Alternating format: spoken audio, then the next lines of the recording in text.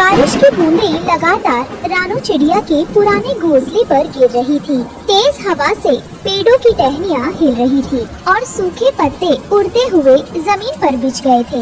रानू का छोटा सा घोंसला अब आधा टूट चुका था। घर के बाहर डाली पर रानू बैठी थी, भीगी, थकी और उदास। आँखों में चिंता थी और दिल में बहुत भारीपन। अंदर गुड्डू और गुड़िया सिमट कर बैठे थे। हे भगवान, आज जन्माष्टमी है। सबके घर में मिठाई, सजावट, झूला, भजन होंगे, लेकिन मेरे पास तो बच्चों को खिलाने के लिए एक दाना भी नहीं। माँ, इस बार भी क्या हमारे घर माखन नहीं आएगा?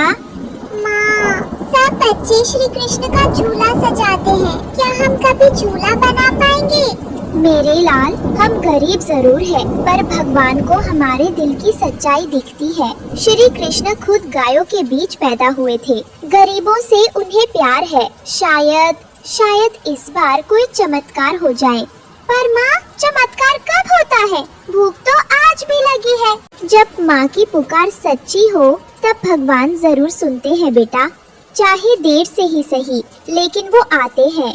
दूसरे पेड़ की सबसे ऊंची टहनी पर कालू कौवा और गोरी कोवी छतरी लेकर बैठे थे। दोनों ने अपने घोंसले को जन्माष्टमी के लिए खूब सजाया था, लेकिन उनके दिल में खुशी से ज्यादा घमंड था और रानू की हालत देखकर उन्हें मजा आ रहा था।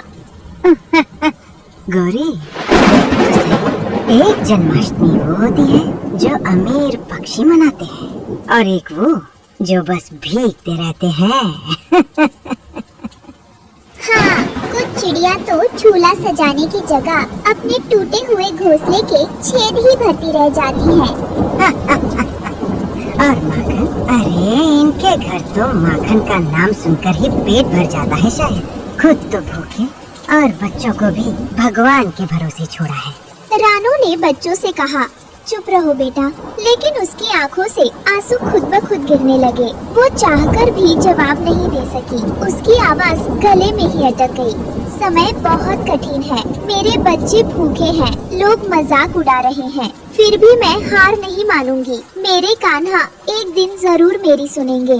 जब आसमान से रिमझिम बारिश गिर रही थी और रानू अपने बच्चों को भीगे घोंसले में छुपाकर चुप बैठी थी, उसी समय पास के अमरूद के पेड़ पर बैठे थे मिट्ठू तोता और उसकी पत्नी हरियाली तोती। हरियाली, देख रही हो ना, रानू कितनी मुश्किल में है। उसके बच्चे भूखे हैं और उसके पास जन्माष्टमी के लिए कुछ भी नहीं है। हाँ मिट्ठू, मैंने सुना रानू का घर गिर गया है और आज कालू और गौरी ने उसे बहुत चिढ़ाया। मुझे बहुत दुख हुआ। जन्माष्टमी सिर्फ झूला सजाने से नहीं होती। सच्ची पूजा तो उसी की होती है जो किसी भूखे को खिलाए। मैं सोच रहा हूँ कि हमारे पास जो थोड़ा माखन और दाना है, उसका थोड़ा हिस्सा रानू को दे दे। बहुत अच्छा करोगे मिट्ठू। भगवान श्री कृष्ण को भी वही भोग प्यारा लगता है जो सच्चे मन से दिया जाए। चलो, मैं थोड़ा तुलसी पत्ता भी रख देती हूँ, रानू भोग चढ़ा सकेगी।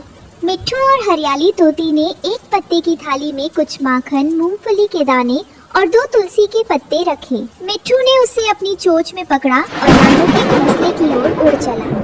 रानू बहन, सुनो ना, देखो मैं क्या लाया हूँ। मिट्ठू, इस बारिश में ये सब क्या है?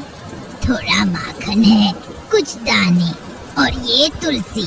हम चाहते हैं कि तुम्हारे बच्चे भी भगवान को भोग चढ़ा सके। ये तुम्हारे लिए नहीं, श्री कृष्ण के लिए है।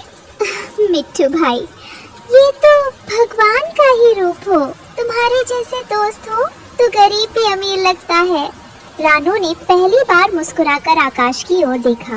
उसके बच्चों की आंखों में भी चमक थी। शायद अब वो भी श्री कृष्ण का झूला ना सही, लेकिन उनका नाम तो ले सकेंगे। रात हो चुकी थी। जंगल में चारों तरफ रोशनी थी। पेड़ों पर छोटे छोटे दीप जल रहे थे।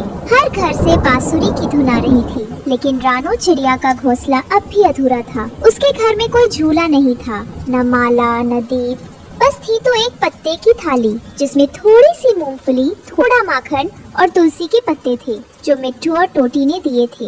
रानू ने बच्चों को अपने पास बिठाया और धीरे से पूजा शुरू की। हे नंदलाल, मेरे पास देने को कुछ नहीं है, न मिठाई, न भजन, न झूला, बस मेरा मन है जो तुझसे बहुत प्यार करता है। माँ, क्या कृष्णा जी हमें देखने आएंगे? हाँ बच्चों, अगर हमारा मन सच्चा है तो श्री कृष्ण जरूर आएंगे। वो देर कर सकते हैं लेकिन कभी मना नहीं करते। हे नंदलाल, मेरे गुड्डू और गुड़िया भूखे हैं प्रभु, लेकिन मैंने उन्हें आज भी तेरा नाम सिखाया है। तूने तो यशोदा मैया के घर जन्म लिया था, क्या तू आज भी किसी माँ की पुकार नहीं सुनेगा?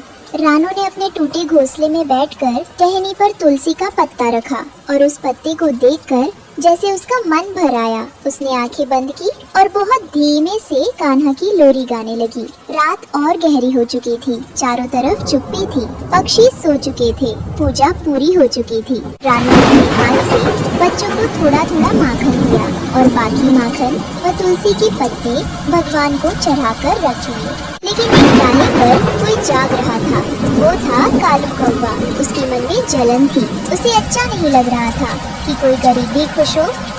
इतने दानों के बाद भी इस रानू ने भोग लगा दिया। मिट्ठू और हरियाली ने भी इसे मदद दी, ऐसे कैसे? नहीं, इसे तो फिर से रुलाना होगा। कालू चुपचाप घोंसले के पास आया। बच्चों में रानू को नींद आ गई थी। कालू ने वो माखन अपने पंखों के नीचे दबाया और उड़ गया। सवेरा हुआ, बारिश रुक गई थी, सूरज की हल्की किरणें आई और रानू ने देखा, लेकिन वहाँ कुछ नहीं था, ना माखन ना तुलसी, सब गायब था। अरे, भोग कहाँ गया? माखन कहाँ है? बच्चों के लिए जो थोड़ा बचाया था वो भी चला गया। माँ, क्या श्री कृष्ण आकर ले गए? शायद नहीं बेटा, ये भगवान नहीं थे, ये तो कोई और था। माँ, अब हम क्या खाएंगे? रानू चुप थी, उसकी आंखें नम थी, हाथ खाली थे और घोंसला और भी सूना लग रहा था। वो बैठ गई, बच्चों को गोदी में लिया और आसमान की ओर देखा। क्या मेरी सच्ची पूजा भी कोई चुरा सकता है? हे कान्हा, अब तो तुझसे ही आस है। मैं हार रही हूँ, लेकिन तेरा नाम अब भी नहीं छोड़ा। माँ, भूख लग रही है। रानू चिड़िया उदास थी। बच्चों को लेकर वो पेड़ के नीचे जाकर बैठ गई। अचानक एक चमकदार रोशनी आई। एक बच्चे के रूप में कृष्ण का रूप दिखा। उसके हाथ में माखन और तुलसी थी। माँ, मैंने सुना कि तुमने सच्चे दिल से मुझे याद किया। कौन हो तुम? जिसे माँ पुकारे वो कृष्ण दौड़ा चला आता है। हे मेरे नंदलाल, आपने भूख चुराया नहीं था, आपने तो उसे स्वीकार कर लिया था। मुझे माफ कर दे प्रभु, मैं पहचान नहीं पाई। मामा, देखो ना, ये तो श्री कृष्ण जी है। आप सच में भगवान हो? आपने हमें क्यों देखा? क्योंकि तुम भूखे थे और तुम्हारी ममा ने हार नहीं मानी। मैंने हर आंसू देखा है, हर भूख महसूस की है। तभी वहाँ माखन और जादुई मिट्टी के बर्तन में मिठाई प्रकट होती है, जिसमें कभी न खत्म होने वाली मिठाई थी। अपना आशीर्वाद देकर श्री कृष्ण गायब हो जाते हैं। रानू, गुड़िया और गुड्डू सब भावुक हो जाते हैं। रानू बच्चों को गले लगा लेती है। रानू के बच्चे माखन खा रहे थे। कालू और गोरी को दूर से देख रहे थे, शर्म से झुके हुए। जिस घर में सच्चा प्रेम और भक्ति होती है, वही कृष्ण जन्म लेते हैं। जो दूसरों का हक छीनते हैं, उन्हें अंत में पछताना ही पड़ता है। अब मुझे झूले की जरूरत नहीं, मेरे बच्चों के चेहरे पर जो मुस्कान है वही मेरा श्रेय। बरसात का मौसम था, ठंडी हवा और आसमान में बादलों की गड़गड़ाहट। रानू चिड़िया अपने बच्चों के साथ टूटे फूटे घोंसले में कांप रही थी। थोड़ा और सह लो बच्चों, कल कुछ नया सोचूंगी, माँ हार नहीं मानेगी। माँ, हमें बहुत ठंड लग रही है और भूख भी लगी है माँ। उफ, इतनी गरीबी, बारिश की एक बूंद में पूरा घर बह जाता है इसका। ना कोई छत ना कोई दरवाजा और कहती है कि माँ हूँ। अरे 500 का नोट होता तो रानो रानी बन जाती, सोने की छत, हीरो की दीवारें बना लेती। हाँ ना गोरी? और बच्चों को सोने के झूले में झुलाती। लेकिन अफसोस, गरीब की किस्मत में तो सिर्फ भीगना और रोना लिखा है। दोनों जोर से हंसते हैं। रानू चिड़िया अपने बच्चों को लेकर घर के एक कोने में बैठी होती है। हे भगवान, मैंने तो कभी किसी का बुरा नहीं किया, ना किसी का खाना छीना, ना किसी से जलन की, फिर क्यों हर बार मेरी ही परीक्षा लेता है ये मौसम। उधर इंसानों की बस्ती में हलचल मची थी। टीवी पर बड़ी खबर चल रही थी। देश के प्रधानमंत्री ने ऐलान किया है, आज रात 12 बजे से 500 और 1000 के नोट बंद कर दिए जाएंगे। ये नोट अब कागज के टुकड़े बन जाएंगे। भ्रष्टाचार, काले धन और नकली करेंसी पर रोक लगाने के लिए ये कदम जरूरी है। जनता से अनुरोध है, सहयोग करें। जंगल में अचानक काले बादल छा गए, बिजली की तेज कड़क और फिर शुरू हुई मूसलाधार बारिश। तेज हवाएं ऐसे चल रही थी मानो कोई अदृश्य राक्षस पेड़ों को हिला रहा हो। हवा इतनी तेज थी कि पुराने घोंसले उड़ने लगे। रानो का घर भी डूब गया। माँ, हमारा घर चला गया, हम कहाँ सोएंगे अब? बारिश और तेज हो रही है माँ। मैं हूँ ना बच्चों, कुछ ना कुछ रास्ता निकलेगा। तभी एक तेज बिजली चमकती है, कड़कड़ाहट के साथ पास में एक दहली उठती है। माँ, मुझे डर लग रहा है। डरो मत गुड़िया, माँ यहाँ है। बारिश हमें तोड़ नहीं सकती, हमें और मजबूत बनाएगी। रात के अंधेरे में जब बारिश रुकी, रानो दाना ढूंढने निकली। उड़ते उड़ते वो एक पुराने सूखे पेड़ के पास पहुंची। वहाँ जमीन पर कुछ अजीब सा पड़ा था। मिट्टी में आधा दबा हुआ एक बड़ा पुराना थैला। थैला भीग चुका था, लेकिन उसमें कुछ चमकती चीजें नजर आ रही थी। ये क्या है? कोई इंसानी चीज लगती है। वो धीरे धीरे थैले को चोंच से खींचती है और बाहर निकलती है। इतने सारे नोट, 500 के नोट, पूरा बैग भरा हुआ है। इनसे मैं अपने बच्चों के लिए एक मजबूत घर बना सकती हूँ। कम से कम बारिश तो नहीं घुसेगी उसमें। वो बैग लेकर वहाँ से उड़ जाती है। अगले दिन रानो ने उन नोटों से एक खूबसूरत घर बनाया। दीवारें, छत, यहाँ तक कि पर्दे भी नोटों के। टहनियाँ तो बारिश में टूट जाती हैं, पर ये नोट, ये तो मजबूत है। बच्चों को अब भीगना नहीं पड़ेगा। ये घर सपनों से नहीं, माँ की मेहनत से बनेगा। माँ, ये तो राजमहल जैसा है। हमारा घर, हमारा नया घर। अब बारिश नहीं डराएगी। गुड़िया नोट की दीवार छूती है और कहती है, ये तो मुलायम भी है और चमकदार भी। माँ, तुमने इसे कैसे बनाया? अगले दिन सुबह गोरी कौवी और कालू कौवा अपने रोज के उड़ान पर थे। तभी उनकी नजर एक चमकते हुए घर पर पड़ी। कुछ अलग, कुछ अजीब, कुछ नया। अरे ये क्या? ये घर तो कल यहाँ नहीं था। दीवारें तो ये तो नोट है, 500 के नोट। कौन पागल है जो नोटों से घर बनाता है? इतना सुंदर घर, और देखो सब नया नया लग रहा है। कहीं ये किसी इंसान ने तो नहीं बनाया? नहीं, इंसान इतनी गहराई में नहीं आते। ये तो किसी परिंदे का काम है। लेकिन कौन? चलो किसी से पूछते हैं। नहीं, अभी नहीं। पहले मुझे पता करना होगा कि इस घर के पीछे क्या राज है। इतने सारे नोट जंगल में और किसी को खबर तक नहीं। तो क्या करेंगे? आज रात मैं यहीं छुप कर देखूंगा। जो भी इस घर में आता जाता होगा, उसका राज मेरे हाथ लगेगा और फिर शायद ये घर मेरे कब्जे में हो। गोरी कौवी मुस्कुराते हुए सिर हिलाती है। दोनों उड़ जाते हैं। अगली रात कालू कौवा शाख पर बैठा था, आंखें टिकाए हुए रानो के घर की ओर देख रहा था। तभी उसे खिड़की में से रानो नजर आती है। तो ये है राज का घर। और ये, अरे ये तो रानो चिड़िया। इस गरीब ने बना लिया ऐसा महल, लेकिन कैसे, कहाँ से लाई इतने नोट? चलो चलकर गोरी को ये खबर देता हूँ। वही रानो चिड़िया अपने घर में बैठी रेडियो सुन रही थी।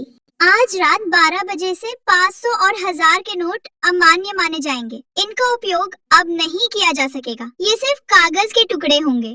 भ्रष्टाचार, काले धन और नकली करेंसी पर रोक लगाने के लिए ये कदम जरूरी है। जनता से अनुरोध है, सहयोग करें।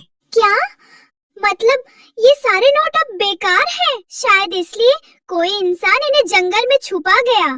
गोरी, मैंने पता लगा लिया है। वो पैसों से बना घर किसी और का नहीं, रानो का है। हैं? रानो का? क्या बक रहे हो कालू? इतने पैसे वो लाई कहाँ से? मुझे क्या पता, कोई बैंक लूटा होगा शायद। लेकिन वो मूर्ख नहीं जानती, ये इंसानी पैसा बारिश में भीगकर गल जाता है। सुबह बारिश ने दस्तक दी और नोटों का बना घर पानी में गलने लगा। दीवारें गिर रही थी, छत उड़ रही थी। माँ, हमारा घर फिर टूट गया। माँ, अब हम कहाँ जाएंगे? फिर भीगेंगे क्या? हाँ बेटा, माँ से गलती हो गई। मैंने समझा था कि ये चमकते नोट हमें बचा लेंगे, लेकिन ये तो सिर्फ कागज थे। माँ, क्या फिर से हमारा कोई घर नहीं होगा? नहीं बेटा, अब माँ फिर से बनाएगी घर। इस बार मजबूत लकड़ी से, पत्तों से, मिट्टी से, माँ के हाथों से, माँ के पसीने से। कुछ दिनों बाद रानू ने फिर से लकड़ियाँ और सूखे पत्ते इकट्ठे किए। धीरे धीरे एक मजबूत, छोटा मगर टिकाऊ घर बनाया। अब ये घर कागज का नहीं, माँ की मेहनत का है और ये बारिश में नहीं बहेगा। देखा कालू, बिना पैसे के भी रानू ने घर बना लिया। हम तो बस चलते ही रह गए। हाँ, और अब रानू के पास वो सब कुछ है जो हमारे पास कभी नहीं था। बच्चों की मुस्कान, मेहनत की मिठास और सबका सम्मान। दोनों एक पल के लिए चुप हो जाते हैं। कालू एक लंबी सांस लेता है और धीरे से उड़ने की तैयारी करता है। चलो गोरे, शायद हमें भी अब जलना छोड़कर कुछ अच्छा करने की सोचनी चाहिए। हाँ, शायद अब सीखने की बारी हमारी है। कभी कभी कागज के नोट तो बह जाते हैं, लेकिन माँ की ममता और मेहनत से बना घर सबसे मजबूत होता है। बच्चों, इस कहानी से हमें सीख मिलती है कि झूठी चमक धमक और लालच के पीछे भागने से अच्छा है मेहनत से अपना आशियाना बना। दोस्तों, आपको जन्माष्टमी की बहुत सारी शुभकामनाएं। और अगर आपको हमारा वीडियो अच्छा लगा तो इस वीडियो को लाइक करें, शेयर करें और चैनल को सब्सक्राइब करके बेल आइकन को ऑल पे क्लिक करें।